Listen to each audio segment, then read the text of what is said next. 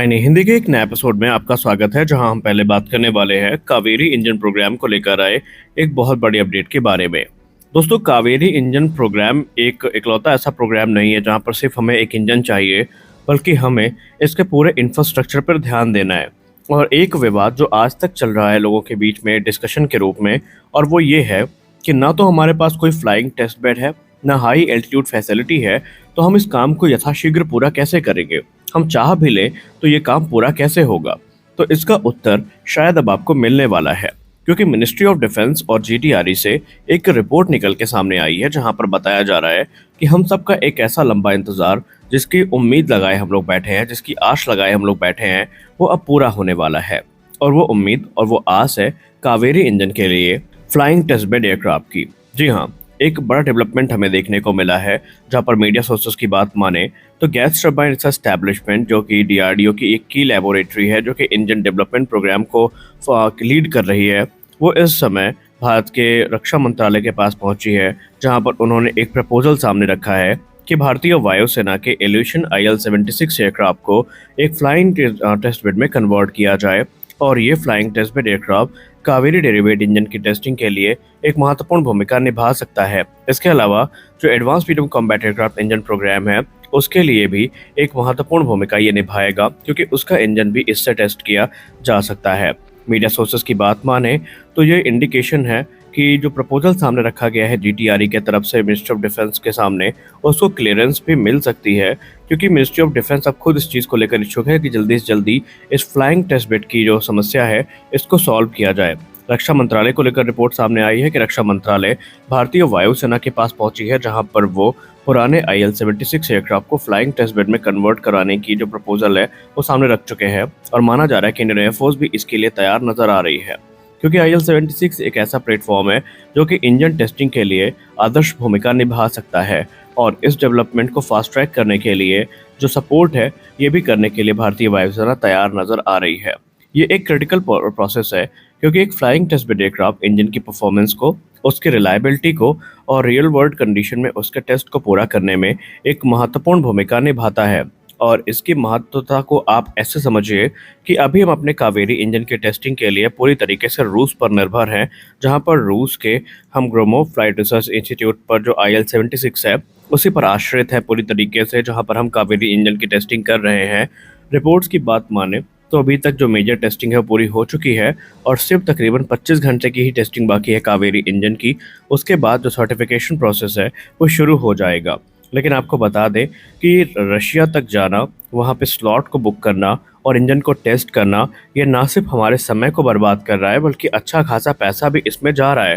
क्योंकि इसमें हमें तकरीबन 9 से 10 महीने तक का वेट करना पड़ रहा है अपने स्लॉट के आने का। और उसके बाद भी हमें काफ़ी लिमिटेड टाइम मिलता है इंजन टेस्टिंग के लिए, और उस लिमिटेड टाइम में सही मायने में इंजन को टेस्ट किया जाना थोड़ा मुश्किल नज़र आता है। और इसीलिए इस समय जो चीज़ें चल रही हैं भारत में इंडिजिनस फ्लाइंग टेस्ट बेड को लेकर के, वो तेज़ चल रही हैं, क्योंकि रिपोर्ट्स ये इंगित कर रही हैं कि अपने टेस्ट के दौरान जो कावेरी इंजन है, वो अलग अलग जो पैरामीटर से शो कर सकता है। जब इंडिया की हॉट और ह्यूमिड कंडीशन की बात रही, तो इसको इवेलुएट करना और इंडियन कंडीशन के हिसाब से ढालने के लिए हमें स्वदेशी टेस्ट बेड की बहुत ज़रूरत है। देखिए, कावेरी इंजन का इंतज़ार सही मायने में 1980 के दशक से हो रहा है, जब से इसको सैंक्शन किया गया था। जिस समय इसको सैंक्शन किया गया था, हमें ये उम्मीदें थी कि शायद ये 90 किलोन्यूटन के आसपास थ्रस्ट जनरेट करने में सक्षम होगा, लेकिन अपने शुरुआत से ही ये न्यूमरस चैलेंजेस को फेस करता आया है। कभी हमें टेक्निकल सेटबैक्स देखने को मिले, कभी हमें फंड्स की डिले देखने को मिली, कभी टेक्नोलॉजी ट्रांसफ़र स्टॉल हो गया, तो कभी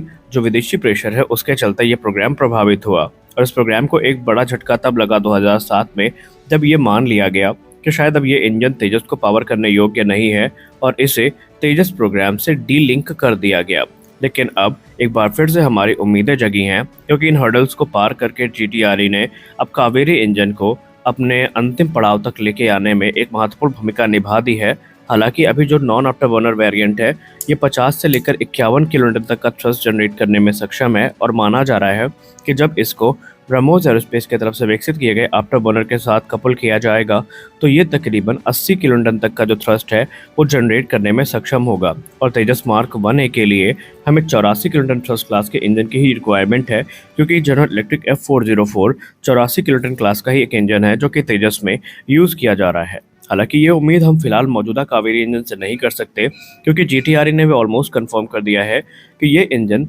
सिर्फ घातक यूकैप और दूसरे जो यूकैप प्रोग्राम है उनको ध्यान में रखकर विकसित किया जा रहा है। जो तेजस मार्क 2 है, तेजस मार्क 1A है, इन सब के लिए जो कावेरी 2.0 है उसको नियत किया गया है, जो कि 90 से लेकर 98 किलोटन का थ्रस्ट जनरेट करने में सक्षम होगा। और ऐसे में अगर हम इंजन बना लेते हैं तो फिर ये हमारे तेजस मार्क 2 की समस्या को सॉल्व कर पाएगा, और तेजस की समस्या तो ऑटोमेटिकली उससे सॉल्व हो ही जाएगी। क्योंकि आप सबको पता है कि जो IL-76 एयरक्राफ्ट की बात चल रही है उसका उद्देश्य भी यही है कि अब कावेरी जो 2.0 है उसको फास्ट ट्रैक किया जाए, क्योंकि जीटीआरई और खुद रक्षा मंत्रालय ये बात समझ चुका है कि अगर हमने कावेरी 2.0 को मंजूरी दी और जीटीआरई उसको रिकॉर्ड समय में बना सकती है, उनका कॉन्फिडेंस ये कहता है और उनका रिकॉर्ड ये कहता है, लेकिन फिर भी हमारे जल्दबाजी का कोई मतलब नहीं होगा अगर हमें फिर भी उस इंजन को बार बार लेकर रशिया जाना पड़ा और हमें 9 से 10 महीने का वेट करना पड़ा। तो जो कावेरी 2.0 जिसको लेकर जीटीआरई दावा करती है कि वो 5 से लेकर 7 वर्ष के अंतर्गत उसको तैयार कर सकते हैं, उसमें हमें फिर से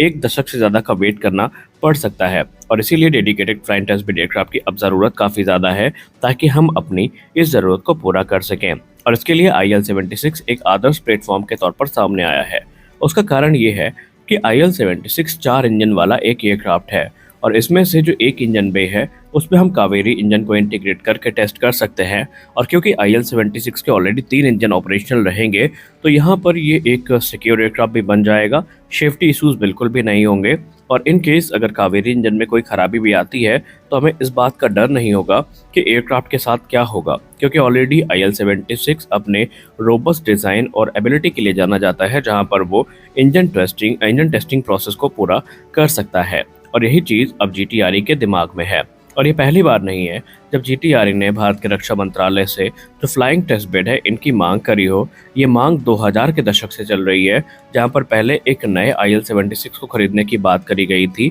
लेकिन बजटरी कंस्ट्रेंट के चलते ये चीज़ें हो नहीं पाई। और बाद में उस समय भी भारतीय वायुसेना के एक IL-76 की मांग की गई थी, लेकिन वो चीज़ ठंडे बस्ते में चली गई। फिर प्रपोज किया गया कि क्योंकि MiG-29 जो भारतीय वायुसेना में है ये ट्विन इंजन फाइटर्स हैं, तो इनमें हम टेस्ट बेड के तौर पर इनको यूज़ कर सकते हैं, लेकिन वो मांग भी पूरी नहीं हुई। उसके बाद सुखोई 30 MKI को फ्लाइंग टेस्ट बेड में कन्वर्ट करने की बात सामने आई थी, और वो चीज़ भी अपने अंतिम पड़ाव तक नहीं पहुंच पाई। लेकिन फाइनली अब ऐसा लग रहा है कि हमारा सबसे लंबा जो इंतज़ार है वो ख़त्म हो सकता है। लेकिन इस पॉइंट ऑफ टाइम पे हम ये नहीं कह सकते कि डील कब फाइनलाइज होगी और कब हमें ये चीज़ देखने को मिलेगी, लेकिन आशा है कि जल्द से जल्द ही इसको मंजूरी दी जाएगी और हमें एक अच्छी अपडेट सुनने को मिलेगी। तो इस वीडियो में बस इतना ही, मिलते हैं अगले वीडियो में कुछ और अपडेट्स के साथ। तब तक के लिए जय हिंद।